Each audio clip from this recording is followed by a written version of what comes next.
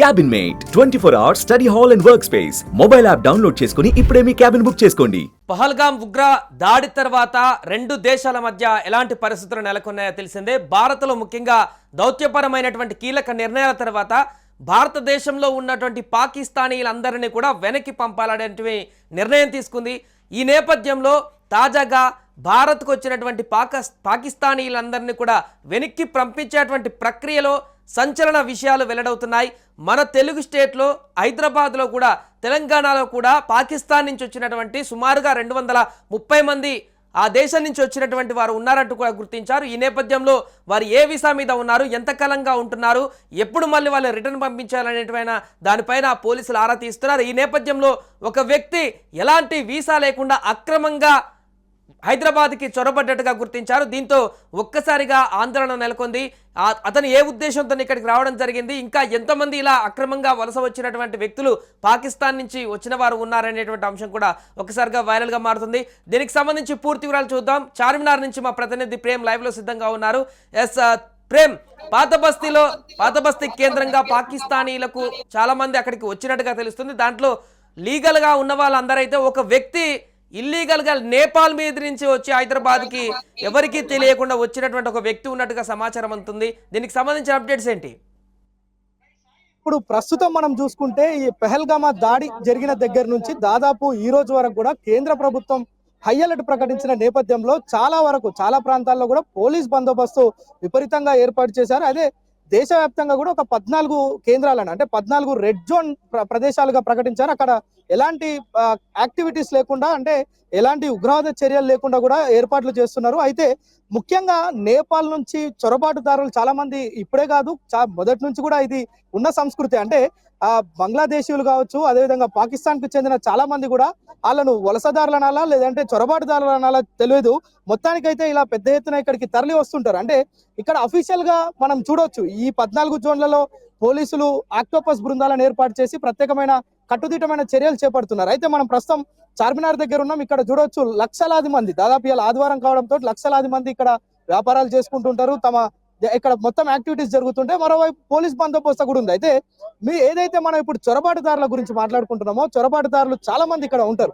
అయితే 230 మంది ఇప్పటికే తెలంగాణ ప్రభుత్వం ఇక్కడ పాకిస్తాన్ నుంచి వివిధ వలసలు, అంటే షార్ట్ టర్మ్ వలసలు వీసాలతోటి ఇక్కడ వచ్చిన వాళ్ళు చాలా మంది ఉంటారు. వాళ్ళ లెక్క 230గా ప్రభుత్వం అయితే తేల్చింది. వారందరినీ కూడా మంచిగానో చెడుగానో వారందరినీ దేశం విడిచి పంపించవచ్చు పాకిస్తాన్ కి. కానీ అక్రమంగా వలసదారులు కొంతమంది ఉంటారు. వాళ్ళు మనం అనుకుంటున్నాం ఇప్పుడు ఏదైతే నేపాల్ అనుకుంటున్నామో, నేపాల్ నుంచి, భూటాన్ నుంచి, తదితర ప్రాంతాల నుంచి ఇండియాలోకి చెరబడతారు. వాళ్ళు ఇక్కడ చాలా మంది వివిధ రూపాలుగా వ్యాపారాలు చేస్తుంటారు, కొంతమంది భిక్షాటన చేస్తుంటారు, లేదంటే ఇక్కడున్న బంధువుల దగ్గర సెటిల్ అవుతుంటారు. వాళ్ళను పంపించడమే ఇప్పుడు ప్రధాన పెద్ద ప్రశ్నగా మారింది. వారిని పోలీసులు ఏ విధంగా బయటికి పంపిస్తారు అనేది మాత్రం మనం కొంత వేచి చూడాలి. అయితే మనతో పాటు చార్మినార్ లో మాట్లాడేందుకు కొంతమంది మనతో ఉన్నారు. పెహల్గామా దాడికి సంబంధించి మనం ఇప్పుడు జరుగుతున్న పరిణామాలు, పోలీస్ బందోబస్తు కావచ్చు, రాబోయే రోజుల్లో ప్రభుత్వాలు ఎలాంటి చర్యలు తీసుకుంటే బాగుంటుందనే దానిపైన మాట్లాడేందుకున్నారు. అన్న చెప్పండి, ఇప్పుడు పెహల్గామా అంటే జమ్మూ కాశ్మీర్ లో జరిగిన ఈ దాడి నేపథ్యంలో కేంద్ర ప్రభుత్వం ఎలాంటి చర్యలు తీసుకుంటే బాగుంటుంది? అంటే ఇప్పటికే కేంద్ర ప్రభుత్వం చాలా మందిని ఇక్కడ నుంచి పంపించే ప్రయత్నం చేస్తుంది. ఒక 200 మంది అఫీషియల్ గా, అంటే టెంపరవరీ వీసాల మీద వచ్చిన వాళ్ళని కూడా పంపిస్తుంది.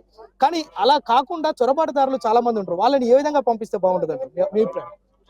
ముందుగా కాశ్మీర్ లో జరిగినటువంటి పహల్గామ్ తీవ్రవాద చర్య అయితే మాత్రం మనందరం భారతీయులుగా అందరం కూడా ఖండించాలి తీవ్రంగా. ఎందుకంటే ఇలాంటి ఘటనల వల్ల మన భారతదేశంలో మరి ఇలాంటి సంఘటనలు జరగడం వల్ల అల్లకొల్లోలం అనేది జరుగుతూ ఉంటుంది. దీనికి ఖచ్చితంగా ఎవరు ఏ విధంగా ముందు ఇలాంటి రాకుండా మన భారతదేశ ప్రభుత్వం తగిన చర్యలు తీసుకోవాలి. ఎందుకంటే మన భారతదేశం ఇక్కడ అందరికీ కూడా, అన్ని మతాలకి కూడా మన భారతదేశం అనేది ఎంతో మన విలువనిస్తుంది. సో అలాంటి దాంట్లో ఇలాంటి తీవ్రవాదులు వచ్చి ఇలాంటి మరి చాలా కిరాతకంగా మరి హతమార్చడం అనేది ఇది మేము తీవ్రంగా ఖండిస్తున్నాం. భారతీయులుగా వెంటనే భారత ప్రభుత్వం అయితే చర్యలు తీసుకోవాలి. యుద్ధ వాతావరణం వచ్చినా సరే మరి అవతల దేశంలో ఉన్నటువంటి వాళ్ళందరినీ కూడా తీవ్రంగా ఎదుర్కోవాలని మేమైతే మాత్రం ప్రజలు అందరం కూడా కోరుకుంటున్నాం. అంటే ఒక భారతీయులుగా మీరేం కోరుకుంటున్నారు?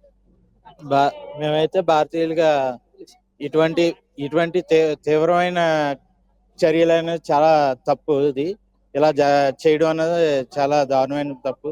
కాబట్టి ఇప్పటికైనా సరే భారతదేశం ఎటువంటి చర్యలు తీసుకుంటుందో, ముఖ్యంగా టూరిజం ప్లేసుల్లో చాలా జాగ్రత్తలు వహించాలి, చాలా బందోబస్తునివ్వాలి. ఇలాంటి చర్యలు ముందు ముందు జరగకుండా మనకి సరైన చర్యలు తీసుకోవాలని నా మనవి. రైట్. అంటే సాయి మనం చూస్తున్నాం ఇక్కడ ఉన్న ప్రతి రేపు ఒక ప్రజలు వ్యక్తి కూడా ఇప్పటికే పర్యాటకులు పోలీసులు అదుపులోకి తీసుకున్నట్టు కూడా తెలుస్తుంది. ఎవరైతే వీసా ఎలాంటి నిబంధనలు లేకుండా వచ్చినటువంటి వ్యక్తి పాకిస్తాన్ లో ఏ కారణంతోనే అతను వచ్చాడు, పోలీసులు అదుపులోకి తీసుకున్నారా, తిరిగి వెనక్కి పంపిస్తారా, లేకుంటే చట్టపరమైనటువంటి చర్యలు తీసుకుంటారా?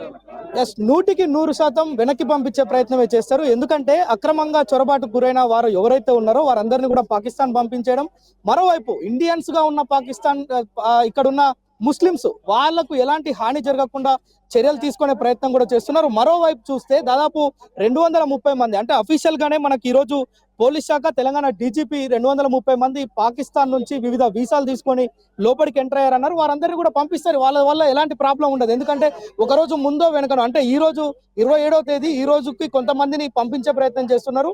ఆరోగ్య సమస్యల నుంచి వచ్చిన వారు, ఆరోగ్య సమస్యలుండి ఎవరైతే ఇండియాకు వచ్చారో వారికి 29 వరకు గడువు ఇచ్చారు. అయితే 29 వరకు వారందరూ కూడా ఇక్కడ నుంచి దేశం విడిచిపెట్టి వెళ్ళాలి. అయితే అక్రమంగా చొరబాటుకు గురైన వారు, అక్రమంగా వచ్చిన వాళ్ళను ఏ విధంగా పంపిస్తారంటే, ఇప్పటికే నేపాల్ నుంచి మన భారత్ లోకి ఎంటర్ అయిన ఒక వ్యక్తిని పట్టుకున్నామని చెప్పి పోలీసులు కూడా చెప్తున్నారు. అయితే అధికారికంగా ధృవీకరించాల్సి ఉంది.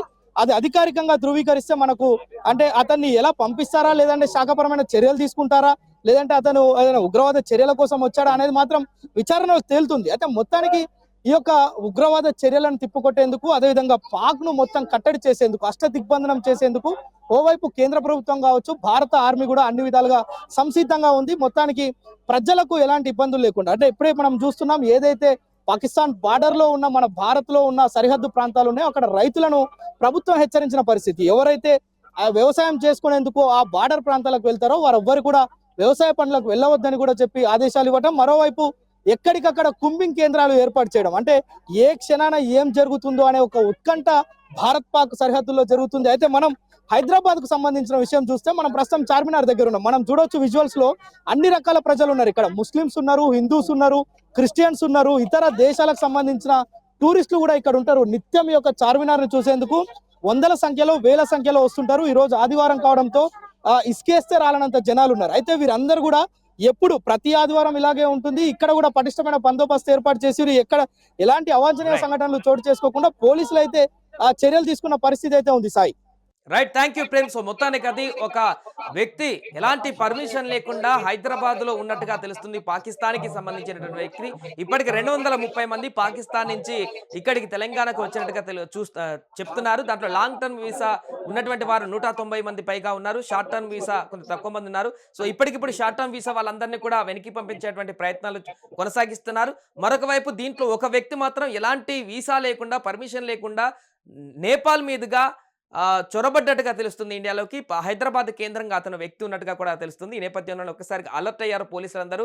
ఏ కారణం చేత అతను వచ్చాడు, ఎందుకు ఎంతకాలం నుంచి ఉంటున్నాడు, అతను వెంటనే వెనక్కి పంపేయడమా, చట్టపరమైనటువంటి చర్యలు తీసుకోవడం, ఇవన్నీ కూడా పోలీసులు దీనిపైన కేసు నమోదు చేసి దర్యాప్తు చేసేటువంటి అవకాశం ఉన్నట్టుగా అయితే కనబడుతుంది. సుమన్ టీవీలో మీ పర్సనల్ అండ్ బిజినెస్ ప్రమోషన్స్ కోసం కింది నెంబర్కి కాంటాక్ట్ చేయండి.